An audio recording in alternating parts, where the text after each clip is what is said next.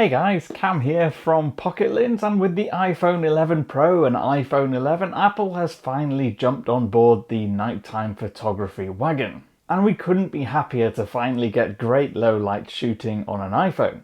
So to test it out, we sent Stuart out with the iPhone and a couple of other phones already praised for their night mode capabilities. Those, of course, are the Huawei P30 Pro and the Google Pixel 3. Now, all work on a similar principle, and as you'd expect, Apple's is a largely automatic thing. Depending on the amount of light available and how steady you're holding it, it'll change the amount of exposure time. Hit the shutter button and it'll do the rest itself. So instead of telling you which camera I think produced the best shots, we're going to do a sort of blind test. I'm going to label the phones A, B and C, and then show you a regular automatic mode shot and then a night mode shot for each camera. And you can see the differences between them and let me know which one you think produced the best shots. Now, of course, I will reveal all at the end. I'll tell you which phone is which and also share with you a few things that we noticed as a team with the photography. So, here goes.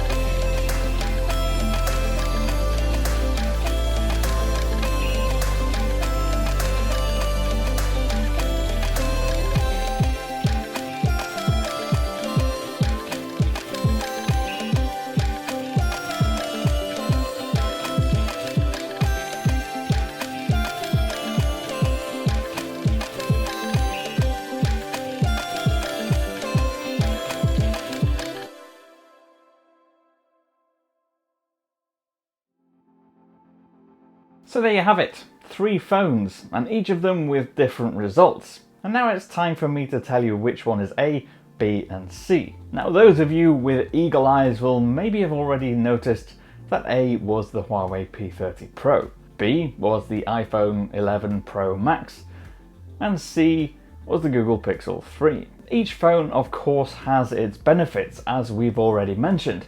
One of the things we noticed about the Huawei P30 Pro, and something that came about when we were reviewing the phone a few months ago, was just how good it was in automatic mode. It can draw in a lot of light without switching to night mode. But when you do switch to night mode, you get a little bit more detail and more contrast to make a better overall image. The Pixel 3 was somewhat the opposite. In automatic mode in low light, it was grainy and hard to see what was actually in the image at times. But in night mode, it brings in a lot of light, sometimes making it look a bit like daylight. So where we noticed the biggest difference probably was the shot of Stuart in the pub holding his beer.